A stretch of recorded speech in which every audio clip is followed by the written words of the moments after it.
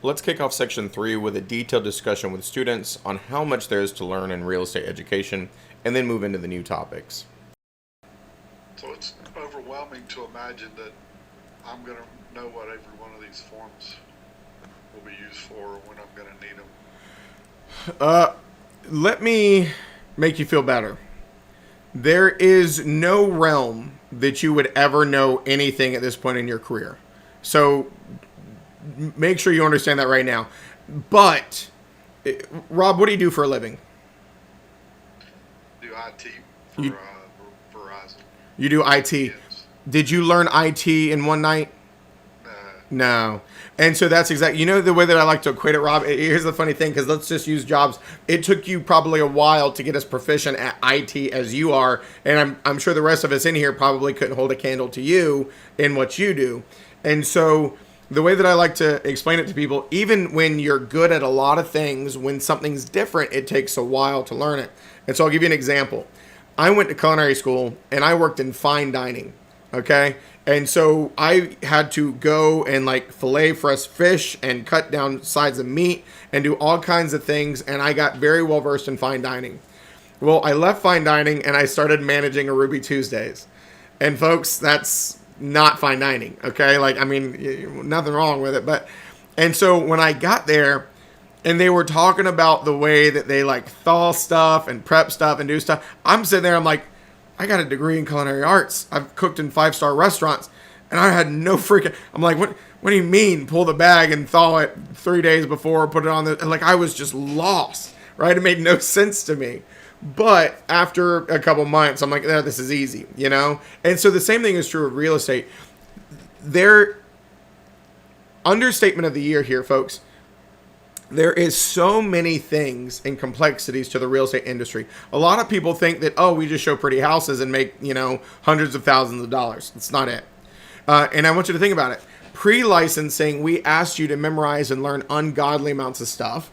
And then immediately after you learn those ungodly amounts of stuff and pass that awful test, we start saying, okay, forget 60% of that.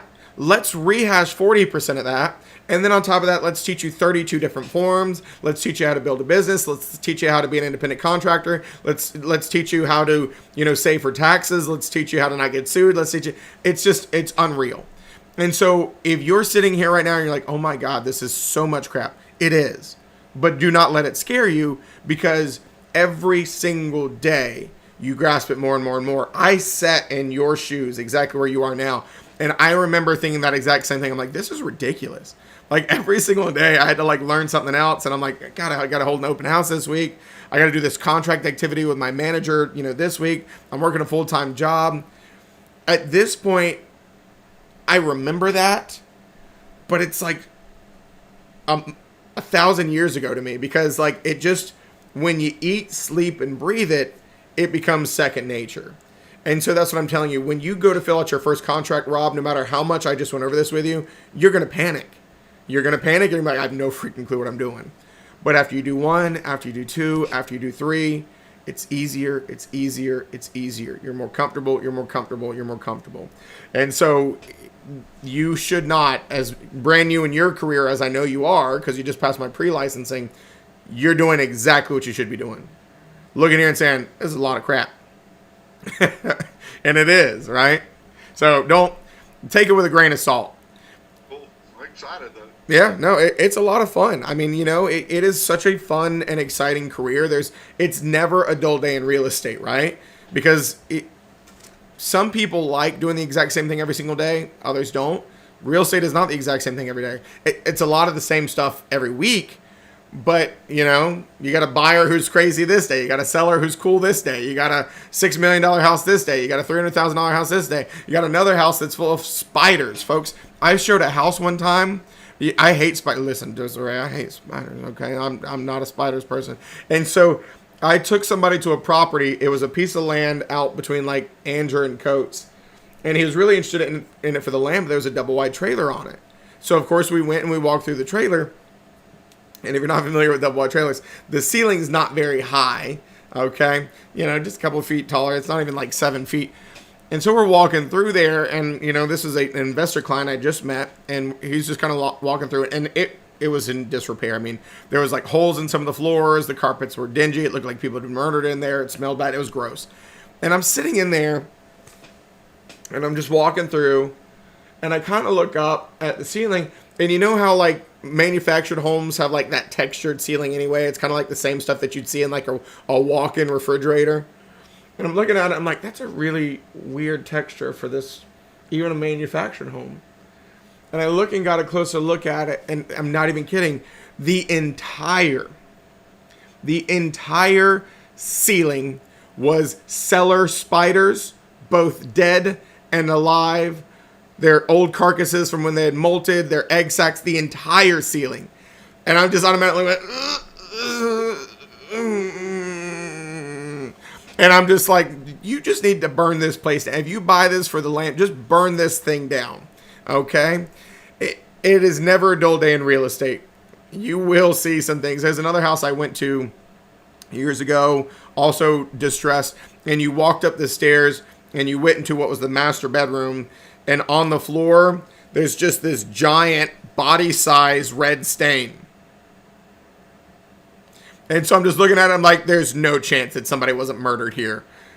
Absolutely zero chance. Like, that somebody had to have been murdered, because I mean, it's just completely red in this entire, and just dirty, dingy car, and I'm just like, time to go.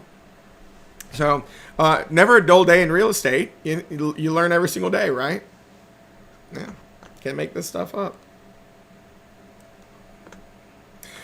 So, let's get into the next fun-filled section, which is your sales contract procedures. None of the other sections take as long. Section 6, which is the closing disclosures, we've already spent a lot of time there.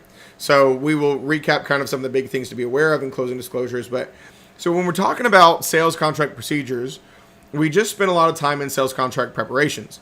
How you fill in an offer, when an offer becomes a contract, how you terminate an offer, how you terminate a contract, how the due diligence period works, how the earnest money works, how you use these different addenda, how you use amendments. So we just went into all that. Well, now we're talking about, okay, well, we got a sales contract. What happens with them? So first and foremost, they've got to be submitted to the appropriate party. So buyer's agent writes them up on behalf of buyer. Buyer signs them. They submit them to the listing agent. And then, of course, the listing agent submits the offer to the seller. And the seller is, of course, going to review it and decide if they want to take it. Now, remember, in North Carolina, we have the delivery of instruments rule. We have to present all offers immediately and no case later than 3 days. Now, I'll point out something that a lot of students ask me about. They say, well, Seth, hold on. If we've got this obligation to deliver it immediately and no case later than 3 days, what about those multiple offer situations where they say, oh, well, we're going to review all offers by 5 p.m. 5 days from now? Well, there is no legal requirement for the seller to respond in a period of time. There's no legal requirement for the seller to respond at all. So good luck proving that the buyer didn't, or the buyer's, the listing agent didn't submit those offers to the seller when they came in. As long as they submitted them, they're in compliance. They can review them whenever they want. Now, the other thing says the seller's agent must also promptly notify the seller of any possible offers. Folks, this goes back to your fiduciary duties, that disclosure one specifically. If we get one offer in, but we've gotten communication from all these buyer's agents that says, hey, we're going to be submitting an offer, that's information our seller needs to know. Because I'm going to be honest with you. It does happen, but it's rare that the first offer that you get is the best offer. More often than not, the more offers you get, the more likely you are to get a better one. And so if a seller has a good offer come in, but there's 20 other offers potentially coming in, they're probably going to wait. Unless that first one is really, really good.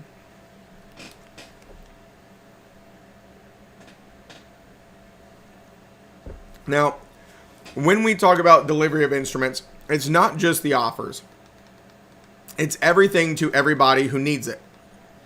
Meaning, when your seller accepts that contract, you need to give a signed copy of that contract to your brokerage firm. You need to give it to the attorney. You need to give it to the buyer. Okay, all parties who need it. Immediately, in no case later than 3 days. This would be true of agency agreements as well. You get a new buyer agency agreement signed, you need to submit it to your compliance department within immediately, in no case later than 3 days. Now, we also talked about this in some of the other post-licensing. Remember, this class isn't about agency, but if you haven't taken 301 yet, When you're working with buyers and sellers, you're considered a special agent. A special agent is one that has very specific authority, more than anything, to just be an advisor. You cannot make decisions on behalf of your client when you're a buyer or seller's agent. The ultimate decisions are the buyers and sellers. And so you cannot accept an offer on their behalf. You cannot reject an offer on their behalf, which is why we deliver all offers. If we were to reject them on their behalf, we're breaking the law. Now, the last thing says only one contract signed by all parties is required to be binding. Yeah, we don't all need originals. We don't even need them all signed simultaneously, meaning your version could be signed, my version could be signed as we said in the contract. And as long as we've communicated it and it's the exact same, we're under contract. Now, the ability to reject, or the lack of the ability to reject, also comes into play with multiple offer situations. Folks, when we're dealing with multiple offers, what we say is, we need to deliver all offers immediately in no particular order. The reason we say this is because, as I just mentioned, we're not decision makers. So we're not going to send them to our seller and say, here's the best, here's the second best, here's the third best. That means we've already made a decision without our clients. We can't do that. We're also not going to say, here's the first that came in, here's the second came in, here's the third that came in. Why? Because we don't care. That doesn't hold any weight at all for their decision-making process. And so what we're going to do is we're going to deliver all offers immediately in no particular order. And then, yes, we will provide our sellers with our expertise so that they are aware of what the ramifications of each offer are to help them pick the best one for them. Okay, that is absolutely our job. We should be advising them, but ultimately they make their decision.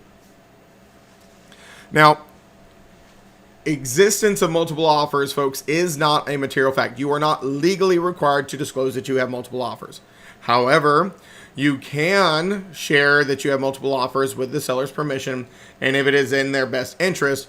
But remember, you can never share the material terms of the offers. And I believe that is Rule 58A.0115. No shopping of offers in North Carolina. You cannot share terms of an offer unless you have permission of the offeror, which who in their right mind is going to give you permission to screw them over? Nobody. So there are times that it may not be in the seller's best interest to share that you have multiple offers, and so you would not. But if it's in their best interest, if they're okay with it, you can say, yep, we've got multiple offers. Yes, we're doing a best and final, whatever it may be.